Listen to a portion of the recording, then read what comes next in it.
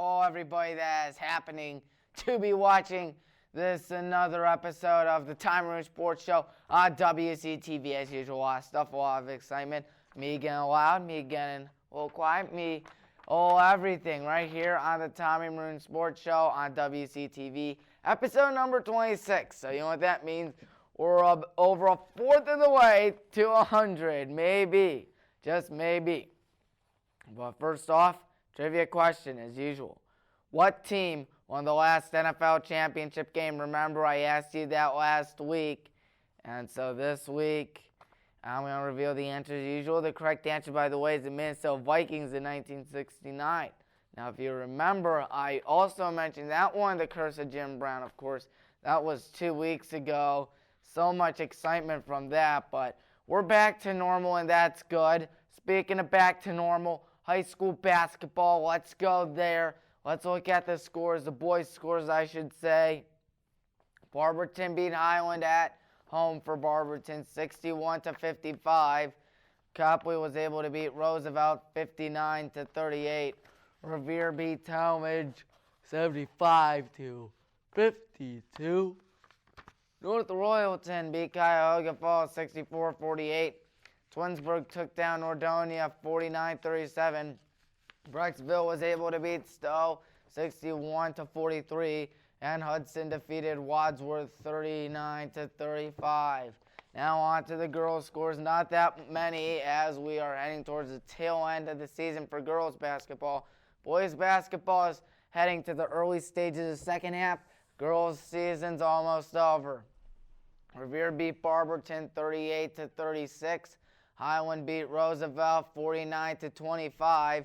Aurora beat Talmadge, 68-32. And Aurora still in first place in the American Conference. Cuyahoga Falls beat Twinsburg, 56-37.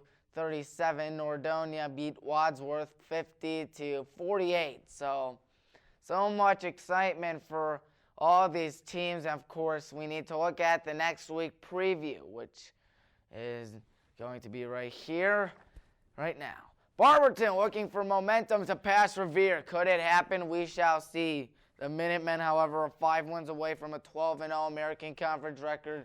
North Royalton trying to stay atop the National Conference. In the American Conference, Highland and Aurora are battling for the American Conference, and they will face off against each other 1 week from now, next Wednesday, January 29th at Granger, Ohio. It's going to be a big game, folks, and I am trying to cover it. My goal and intention is to cover that game, announce it. Stowe and Nordonia are battling for the National Conference. How am I going to announce that game, as I just mentioned a while ago, on the Highland Sports Network on YouTube, of course.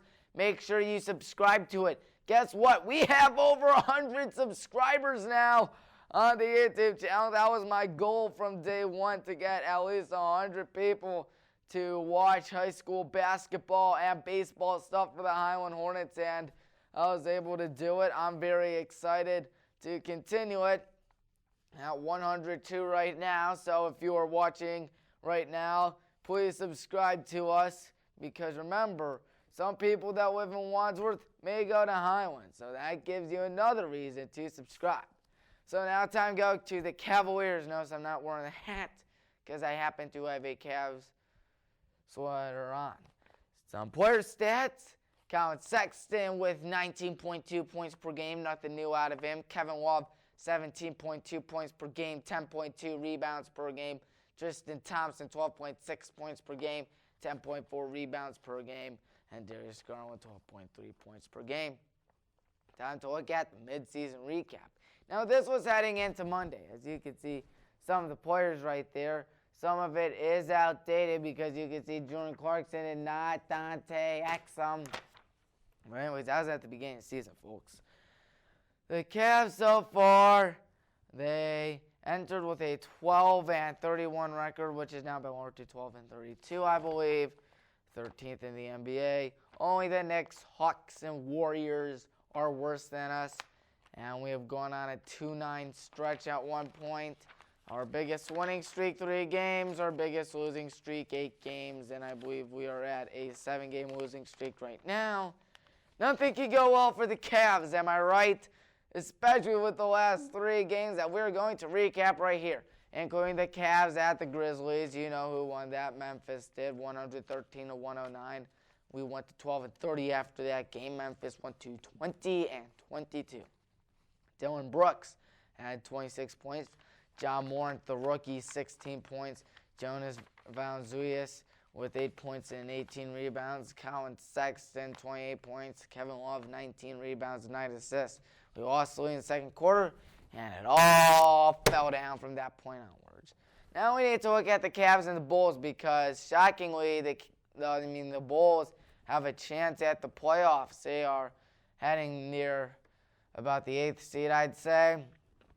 But anyways, they kept up with a big win against us, 118-116. Cleveland, well, we went down to 12-31 after that. Chicago, 16-28. Of course, the Eastern Conference gets kind of weak after about the 6th, 7th spot. So they still have a chance. Zach LaVine put it up with 42 points, lighting it up like a pinball machine, if you ask me. That's right. Lauri Markkanen with 17 points. Kevin Love with 29 points, and he scored 10 to 13 points, as you just saw right there. And Colin Sexton scored 26 points. We were waiting for most of the game, and unfortunately we lost. It was a high-scoring ball game. We tried our best, but we let easy points like that happen right there. Then the Cavs against the Knicks, a pretty weak team, and we still lost. And it was here at the Rock, too. A 106-86 humiliation.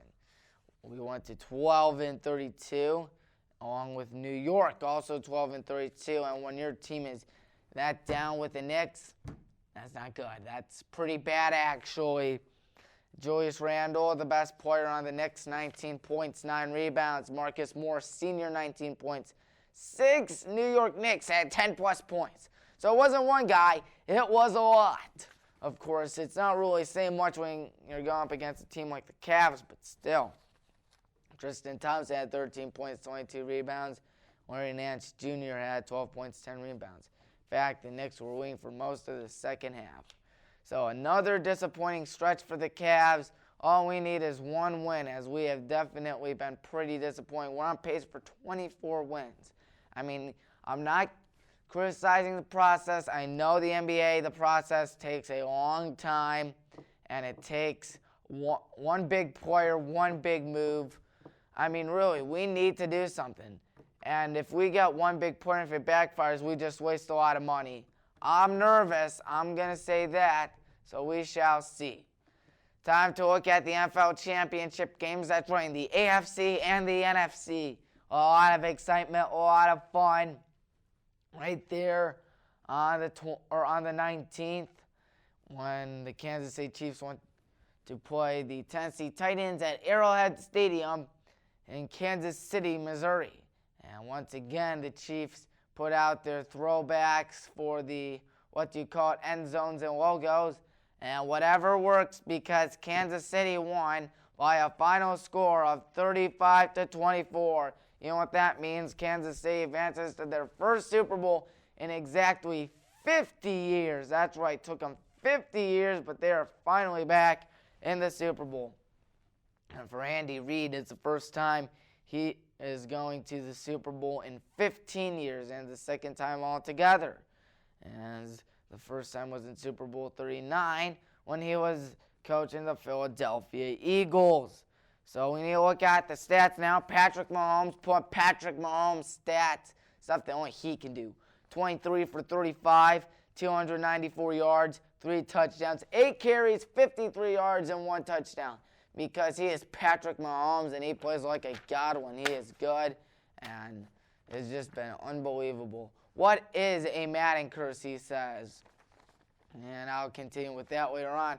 Sammy Watkins, 7 receptions, 114 yards, 1 touchdown. Tyreek Hill, 5 receptions, 67 yards, 2 touchdowns. Ryan Tannehill went 21 for 31, 209 yards, 2 touchdowns. Derrick Henry had 19 carries, 69 yards, and 1 touchdown. Titans jumped out to a 10-0 lead at one point as they got away with a lucky call there.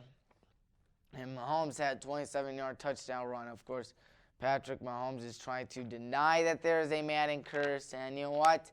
There is no Madden curse, as you can tell, because Tom Brady was on it, Larry Fitzgerald was on it, Marshall Faulk was on it, Ray Lewis, so many legends, Brett Favre, Troy Polamalu, I could go on, Drew Brees too.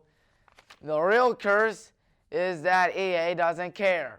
Of course, all my friends know I don't like them, and they all know how I compare it with big rigs over the road racing. My friends know I am a, quote, fan of the Your Winner game, because every time you win, your winner pops up. Man, it is so bad. It has become the big rigs of football video games, Your Winner. 49ers, Packers. 49ers won that one 37-20 at Levi's Stadium at Santa Clara, California. That was San Francisco's 7th Super Bowl in their history.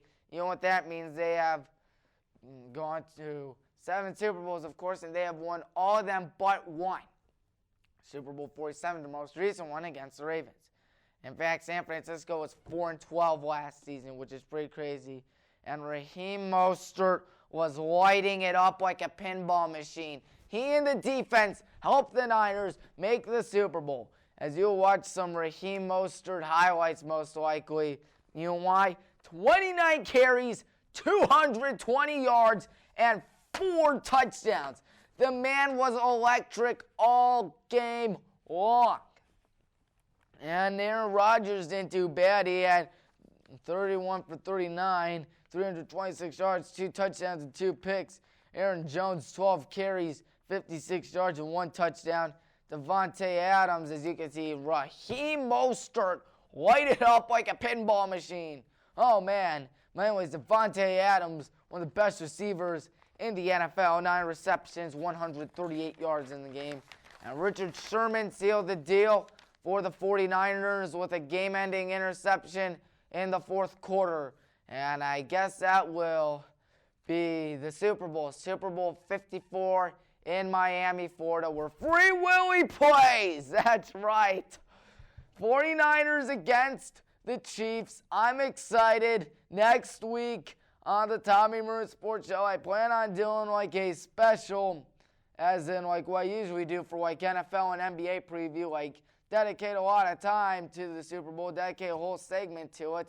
Don't worry, you will still get your high school basketball, you will still get your Cavs, but you also get a big Super Bowl preview and all that great stuff.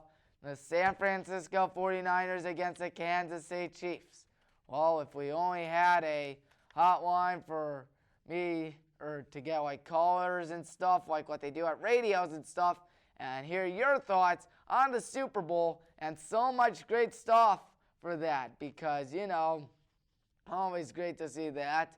Maybe I'll get some callers for it. But till then, we need to ask my trivia question as usual. Here it is.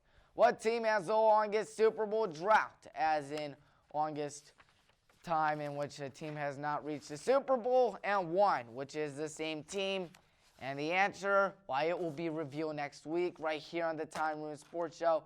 Same place, same time, same studio, same everything.